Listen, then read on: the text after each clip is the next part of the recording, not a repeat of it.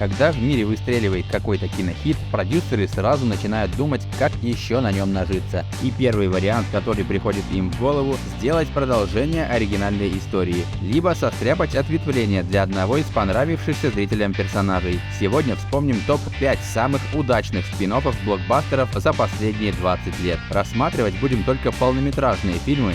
Сериалы разберем как-нибудь в другой раз. Мы почти начинаем, но сперва надеемся, вас-то не надо отдельно просить сначала поставить лайк и подписаться на канал. Если надо, вы скажите, конечно же, в комментариях. Окунайте печенюху в чай и погнали смотреть.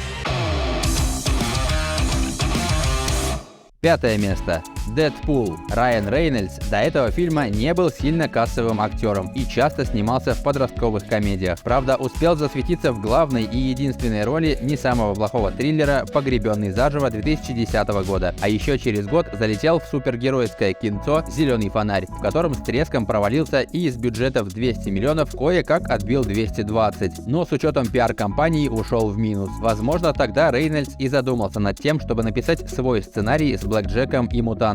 Райан вспомнил, что в Люди Икс начала Росомаха играл Уэйда Уилсона и решил развить персонажа. В 2012-м сняли 3-минутный ролик про Дэдпула, боссам студии он понравился и лента ушла в разработку. В итоге вышла история про бывшего солдата спецназа, которому диагностируют рак. Чтобы вылечиться, он соглашается на экспериментальное лечение. Это приводит к мутациям в его организме. Рак отступает, у героя появляется способность к регенерации, но внешность остается изуродованной. Он решает мстить за то, что с ним сделали, берет прозвище Дэдпул, а дальше смотрите сами, если вдруг не видели. Перед выходом на экраны в 2016 году решили не рисковать, как в случае с «Зеленым фонарем», и сделать упор на оригинальный маркетинг. Наштурмили много мемов и приколов на разных языках и раскидали их по популярным страницам и пабликам соцсетей. Это помогло с пиаром супергероя даже в тех странах, где массовый зритель понятия не имел, кто такой Дэдпул. Пришедшие в кинотеатры люди оказались в восторге от зрелища, напичканного юмором и самоиронией. Поэтому создатели собрали самую большую кассу в истории для фильма со взрослым рейтингом R. Цифра превысила 780 миллионов. Фильм также получил пару премий MTV и 2 номинации на Золотой глобус за лучший комедийный фильм и лучшую мужскую роль. Четвертое место. Кот в сапогах.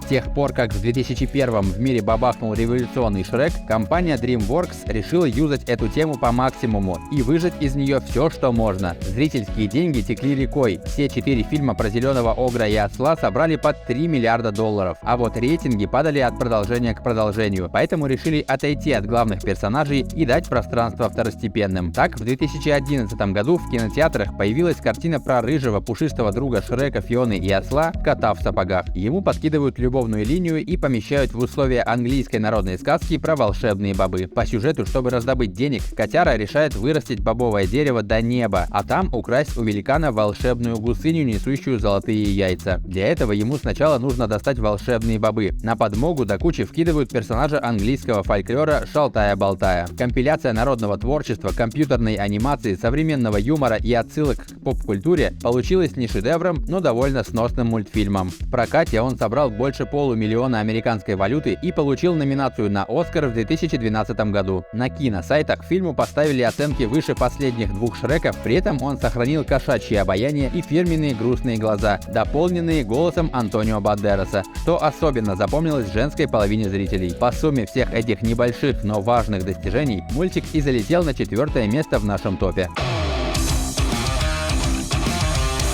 Третье место. Крид. Наследие Рокки. Не секрет, что Слай не любит делать много нового. Если цепляется за одну идею, то не отпускает ее до последнего. Он годами эксплуатировал образы полуголого спецназовца, крутого полицейского, старого наемника и, конечно, боксера, преодолевающего обстоятельства и возраст. Про последнего сейчас и пойдет речь. Так как престарелый Рокки уже не может биться на ринге, точнее может, но второй раз это делать в почтенном возрасте точно перебор, вместо него драться полез сын старого друга и по совместительству первого противника Бальбоа, Аполло Крида, Адонис Крид. Молодой парень работает в финансовой компании, но мечтает о карьере профессионального бойца, поэтому бросает хорошую должность и полностью отдается спорту. Не фильм, а просто мечта любого клерка. Работал в офисе, встал и надавал всем по щам. Режиссировать спин-офф доверили сценаристу Райану Куглеру, который позже снимет «Черную пантеру» и оскароносного Иуду и Черного мессию, а на главную роль позвали того же будущего черного супергероя из семейства кошачьих Майкла Би Джордана. В роли вроде и идея не свежая, и персонажи не оригинальные, и итальянский жеребец уже поднадоел, но фильм вышел неплохим. Пафоса нагнали будь здоров, но он получился не отвратительным. Рельефное тело Джордана отвлекало от некоторых недостатков, а благодаря спортивной мотивации в фильме много детей по всему миру начали заниматься боксом. Большую кассу лента не собрала, чуть больше 170 миллионов при бюджете в 35. Зато зрители наставили оценок выше 7, а Слай получил за свою роль «Золотой глобус». Призовое место в нашем топе более чем заслуженное. Второе место. Логан.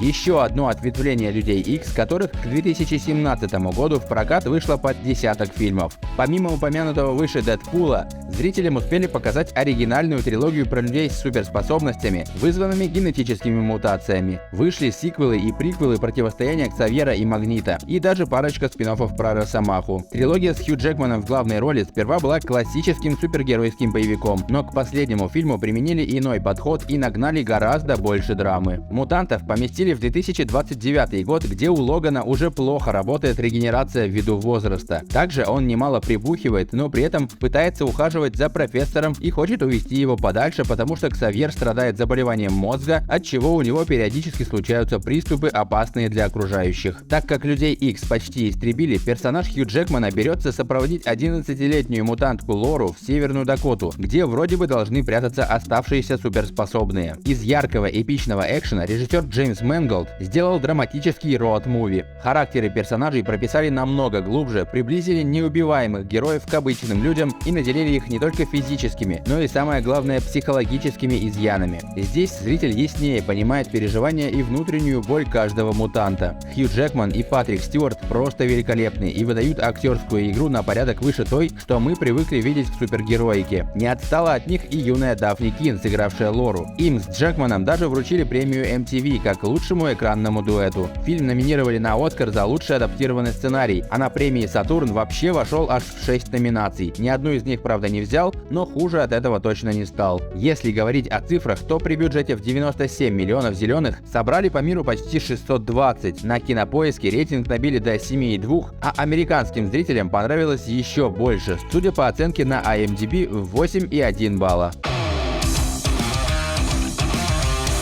Первое место. Фантастические твари. Кто не знает Гарри Поттера, тот был в коме последние 20 лет. Эта фэнтезийная франшиза стала классикой для целого поколения людей, которые взрослели вместе с любимыми героями. Серия книг и фильмов до сих пор пользуется огромной популярностью. Если бы Джоан Роулинг не расширила вселенную, то рано или поздно это сделал бы кто-то другой. На смену Гарри, Рону и Гермионе явился Ньют Саламандр. Книгу про магического зоолога писательница выпустила еще в 2001, раздав все вырученные деньги на благотворительность. Экранизация же вышла только спустя 15 лет. В 2016-м на большие экраны вышла первая часть «Фантастических тварей», главную роль в которой исполнил уже на тот момент оскароносец Эдди Редмейн. Статуэтку он получил за роль молодого Стивена Хокинга. Вместе с ним в экранизацию затянули известных Колина Фаррелла, Джона Войта и Рона Перлмана. В сюжете рассказывается история, произошедшая за 65 лет до основной саги про школьников Хогвартса. В 1926 году Ньют Саламандр прибывает в Нью-Йорк и случайно меняется чемоданами с обычным работягой, мечтающим о своей кондитерской. Проблема в том, что в чемодане Ньюта были разные волшебные животные, которые начали оттуда валить и попали в мир людей. Хотя синопсис отличается от предыдущих частей про магов, людям эта серия зашла не хуже. При бюджете в 180 миллионов «Фантастические твари» собрали больше 800, попутно отхватив Оскар за лучшие костюмы. Естественно, такой успех заставил студию продолжить выпускать сиквелы нового спин-оффа. И в следующую часть пригласили седого Джека Воробья Джонни Деппа и молодого папу, известного под именем Джуд Лоу. Она собрала кассу чуть меньше, 655 миллионов, но все равно осталась в жирном плюсе. История про разных существ магического мира и их дрессировщика постепенно становится все более интересной и популярной. Гриндевальда и Саламандера уже знают в любой точке планеты, поэтому можно быть уверенными, что серию произведений экранизируют полностью. Это дает основание поставить данный спин-офф на первое место в нашем топе. Какие еще фильмы вы бы включили в этот список? А может, не согласны с итоговыми позициями? Напишите об этом в комментариях. Кстати, у нас есть материал для такого же топа, но с сериалов. Если хотите увидеть и его, об этом тоже сообщите под выпуском. Ну и смотрите другие наши ролики на канале. Там тоже много интересного. Всем хороших просмотров, особенно нам.